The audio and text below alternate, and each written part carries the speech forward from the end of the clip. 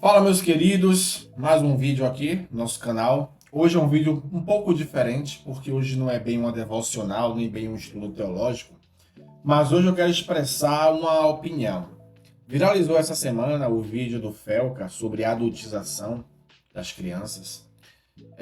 O Felca, que para mim até então me parecia ser um comediante, não conhecia muito o Felca, mas quando passei a ver esses últimos vídeos dele, me pareceu ser alguém com um pensamento bastante, como eu posso dizer, diferente, inteligente sobre certos assuntos. Mas o que me chamou a atenção foi esse vídeo, não só a minha, viralizou de tal forma que ultrapassou até mesmo o vídeo do Nicolas Ferreira falando sobre o Pix, sobre adultização. E por que isso chamou minha atenção de uma certa forma? Por dois motivos. Primeiro motivo, porque eu tenho duas filhas pequenas, uma de 8 anos e uma de 3 anos. E são crianças que elas já nasceram na geração, né, são os conhecidos geração Z, aquelas pessoas que já nasceram no boom da internet, eles já crescem com a tecnologia de forma avançada, enquanto nós aqui da década de 80, meados de 90 aqui, somos considerados a geração Y, que é aquela, ou millennials também, como se chama, né? E nós não nascemos na era da tecnologia em alta, no boom, mas nos adaptamos a ela. E obviamente que eu sei que a internet traz muitos perigos, né? Tem se considerado por muitos como terra de ninguém, para outros não. Mas a questão é, não somente o perigo, a primeira questão era essa que eu queria falar, o perigo em relação a nossas crianças ou crianças que estão próximas a nós, não somente necessariamente filhos, mas a outra questão é a questão que nós estamos trabalhando, inclusive, no livro de Juízes, que tem 2 ou 3 versículos em Juízes que trazem a mesma sentença das barbaridades que aconteciam em Israel naquele tempo. O livro de Juízes fala que naquele tempo não tinha rei sobre Israel e cada um fazia o que era certo aos seus olhos. E esse é um grande risco que nós estamos vendo nos dias de hoje. Inclusive palavras de Jesus, quando diz que os últimos dias seriam como dias de Noé, onde as pessoas casavam, davam-se em casamentos. Ou seja, sempre em um mundo onde Deus ele é excluído e o eu é trazido para o centro. Ou seja, fazemos aquilo que a gente quer fazer. E qual é a observação que eu quero fazer? A primeira, eu estou olhando para cá porque aqui é onde mostra eu. Eu estou me vendo aqui. Às vezes não consigo olhar para cá, eu olho para cá porque eu estou me vendo aqui e aí eu vejo se teve algum corte. Às vezes alguém me liga e aí corta. Aí eu coloco em modo não perturbe, então, enfim. Então olhando para cá porque às vezes é para ver a qualidade do meu vídeo também. Então, hoje o que é que nós vemos? Tem muitos podcasts, eu como trabalho também com marketing digital, tem muitos podcasts hoje que a gente assiste e que a gente vê muita participação infantil. Não somente nos podcasts, mas até nas redes sociais. E o que nós vemos muito, o que nós podemos observar muito nessas crianças de hoje, principalmente as crianças que estão entrando de forma bem precoce no mundo digital, no mundo dos negócios, para empreender. Eu não sou contra que uma criança, um jovem, um adolescente, ele tenha educação empreendedora. Obviamente que não. As minhas filhas têm esse tipo de educação. Mas eles fazem isso e, ao mesmo tempo, negando a escola, negando a educação. De tal forma que incentiva, inclusive, ou melhor, desincentiva, inclusive, outras crianças e adolescentes a frequentar uma escola, a ter um diploma, e diz que isso não serve para nada. Enfim, para alguns de fato não serve para nada, não serviu para nada, mas eu acredito que é um grande perigo fazer essa negação, alimentar essa negação da escola, essa negação do estudo, essa negação da educação tradicional que eu falo. Então, nós temos também aí a questão do Miguel, do pregador Mirim Miguel, e nós vimos aí, né, que se não me engano, foi o Ministério Público que deu um freio, né, nas agendas do Miguel. E eu, como teólogo, eu fico um pouco preocupado porque é o Miguel que tem, eu posso dizer, que tem doutrinado muitas pessoas por aí, e quando a gente faz, né, se nós pararmos para fazer uma análise teológica das pregações do Miguel, a gente vê o quanto de coisas corrigíveis que estão naquelas mensagens.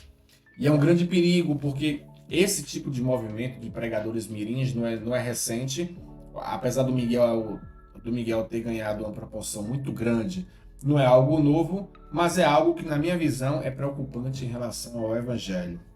Então tem esse ponto em relação ao Evangelho, tem um ponto em relação à negação, como nós acabamos de falar, a negação da escolaridade, a negação da educação tradicional, de se seguir esse método.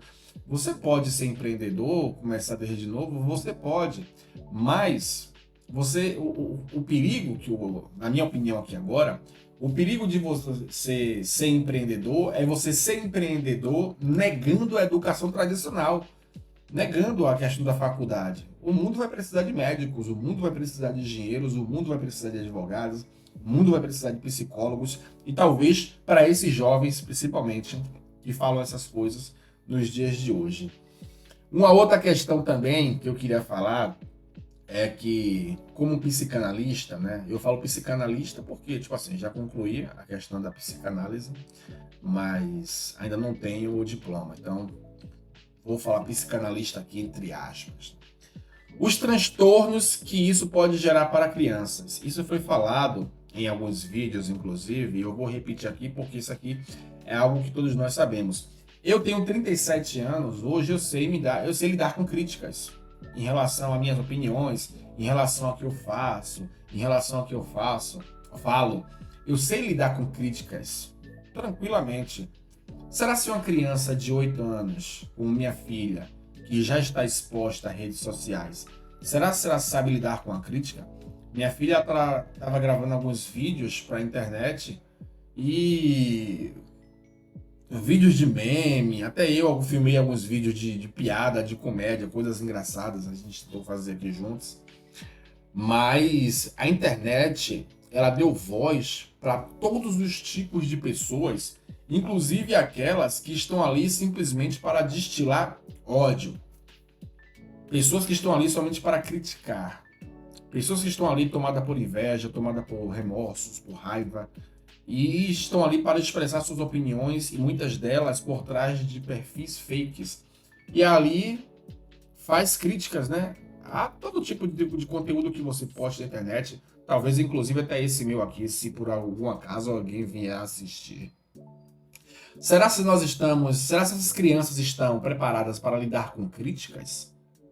Será que essa criança... Eu já vi comentários terríveis em vídeos de crianças em que posteriormente os pais tiveram que desativar até mesmo os comentários dos vídeos que essas crianças postavam, porque trouxe trauma para essas crianças, chamando crianças de horríveis, inclusive crianças portadoras de deficiência que estavam fazendo vídeos no YouTube e estavam sendo zombadas por essas deficiências publicamente ali. Será que essas crianças estão ali preparadas para ouvir esse tipo de crítica? Não é? Então, existe uma grande preocupação em relação a essas coisas. E o ponto principal de todos, inclusive foi um dos pontos que o Felca ele colocou maior destaque, é sobre a sexualização das crianças. Crianças de 11, 12, 13 anos ou até mais novas fazendo vídeos sensuais. E hoje está tentando se politizar essa discussão entre direita e esquerda, como sempre. Como sempre. Todo mundo querendo surfar nessa onda. A direita, a extrema-direita, ela vem falando sobre a questão da punição, da lei penal, de leis mais rigorosas, enquanto que a esquerda, ela já vem com um discurso que não, que as leis já estão aí, né? O ECA, já existe o ECA. O que precisa no ECA é uma atualização e uma medida de prevenção, de fato, porque quando você fala em, não posso dizer, deixar a lei penal mais rigorosa, você não resolve a situação porque o fato já aconteceu. A lei penal ela só entra depois que o fato ele ocorre. A lei penal não entra como uma forma de prevenção. E se você acha que bandido tem medo de ser punido, eu acho que você está um pouco enganado, porque se bandido tivesse medo de ser preso, ele não roubaria até hoje. Se bandido tivesse medo de ser de cadeia, ele não estaria aí entrando em facção até os dias de hoje, para pegar em armas e matar quem quer que seja, para assaltar. Então eu não acredito que bandido tenha medo da lei. Eu não acredito que bandido tenha medo de cadeia. Não acredito nisso, então acredito que a principal forma de evitar conteúdos desse nível, que pode incentivar a pedó, e o resto você já sabe, é a prevenção, de fato. E quais são os pontos levantados em relação à prevenção? Em relação à responsabilidade das Big Techs. O que são as Big Techs? São as empresas que são responsáveis por coletar dados e alimentar o algoritmo de acordo com o desejo de cada usuário. Por exemplo, o Facebook, que hoje é detentora, a Meta no caso, que é detentora do Instagram, do WhatsApp, do próprio Facebook, existe um conjunto de algoritmos que conhece o perfil de cada pessoa e vai entregando conteúdo para você, no Reels ali, por exemplo, do Instagram, vai te entregando conteúdos. Eu nem falo dos stories, porque stories ali já é algo que está no seu nicho de relacionamento, né? São amigos já, são pessoas que você já conhece. Mas os rios ali são rios de pessoas que vocês não conhecem, que o algoritmo da plataforma vai entregando para você de acordo com o seu gosto. Ou seja, se você está vendo muito vídeo de criança sendo exposta à sexualização do seu próprio corpo, e você passa um tempo ali assistindo aquele vídeo, mesmo que você não curta ou que você não comente, o algoritmo vai entender que você gostou daquilo e vai procurar crianças semelhantes que estejam nas mesmas condições ali para começar a enviar para você. E existem códigos hoje em que as pessoas que praticam esses tipos de crimes, eles conseguem se comunicar não somente nas plataformas do Instagram, mas até mesmo no Telegram, que hoje, basicamente, o Telegram praticamente hoje é terra de ninguém. O Telegram hoje você encontra de tudo que você imaginar. Telegram é quase uma deep web hoje em dia. E existem muitos códigos hoje que essas pessoas que cometem esses crimes contra essas crianças, eles conseguem se comunicar de tal forma que conseguem retroalimentar esse ciclo, esse processo. Então, essa responsabilidade das Big Techs, uns têm chamado, melhor, aqui vai mais uma vez a questão de direita e esquerda que entraram nesse embate. A esquerda vem dizendo que as Big Tech vai punir as Big Techs, vai punir uma empresa privada, vai instalar uma censura. Cadê os pais dessas crianças que não conseguem monitorar o conteúdo dessas crianças? Tem que responsabilizar os pais, não é as empresas privadas, não é punir o empresário. Enquanto que a esquerda ela já vem com um discurso dizendo que não, que tem sim que responsabilizar as Big Techs, porque eles podem muito bem, nesse algoritmo, por mais que seja um robô, mas é um humano que programa esse robô, pode configurar esse robô de tal forma que derrube todos esses tipos de conteúdo. E isso, de fato, é uma prevenção. É uma prevenção. E aí fica aquele dilema. Será que você punir as Big Techs ou instalar alguma restrição, alguma lei, alguma medida contra essas Big Techs para que elas silenciem ou para que elas bloqueiem esses tipos de conteúdo e derrubem esses tipos de conta? Será que isso se configura uma censura? Ou será que isso se configura em uma medida protetiva contra crianças? Fica esse questionamento. Por quê? Obviamente, a gente sabe que trabalhar na prevenção é sempre o melhor, a melhor forma, né? Inclusive até o ditado, né? O prevenir é sempre melhor do que o remediar. E as Big Techs, elas vivem de manter você preso na internet. O algoritmo funciona de tal forma a te deixar preso ali. Então, obviamente, que existe a responsabilidade dos pais sobre controlar o tipo de conteúdo que os seus filhos têm assistido.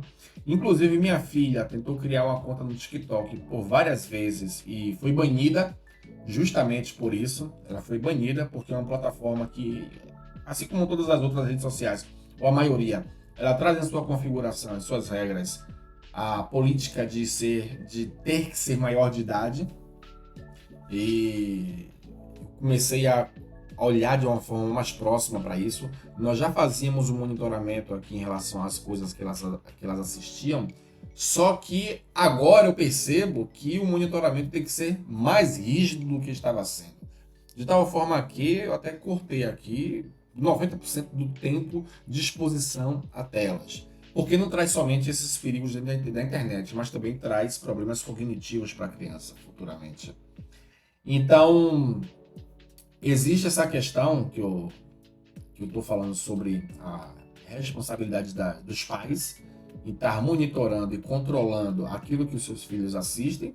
E, na minha opinião, também existe uma responsabilidade das Big Techs em evitar que esse tipo de crimes aconteça. A internet não pode ser terra de ninguém. Eu não estou aqui também fazendo um ataque à liberdade de expressão, mas também não estou dizendo que a liberdade de expressão ela tem que ser de forma inconsequente, de forma totalmente livre, porque e muita gente usa o discurso dos Estados Unidos que lá é 100% livre, lá não, também não é lá, também não é assim, como você pensa. Lá também tem suas restrições, né? Mas fica o aviso.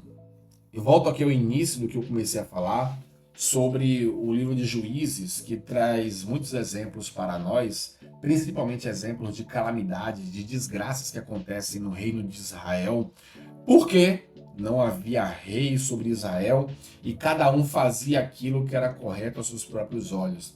E as afirmações de Jesus, que nos últimos dias seriam como os dias de Noé, que as pessoas iriam fazer aquilo que quisessem. Ou seja, hoje nós temos uma cultura em que cada vez mais Deus está sendo tirado do centro e quem tem sido trazido para o centro tem sido o self, ou seja, eu mesmo. Então fica o recado, fica o aviso, fica a meditação, fica o meu parecer, que é o parecer de uma responsabilidade dupla, tanto a responsabilidade dos pais em monitorar aquilo que os seus filhos assistem, quanto em monitorar ou quanto em responsabilizar as Big Techs em derrubar qualquer tipo de conteúdo de criança menor de idade, né? Criança menor de idade. Em derrubar esse tipo de conteúdo. E, enfim, isso aqui é o que eu tinha para falar. Espero que tenha servido para alguma coisa. E a gente se encontra no próximo vídeo.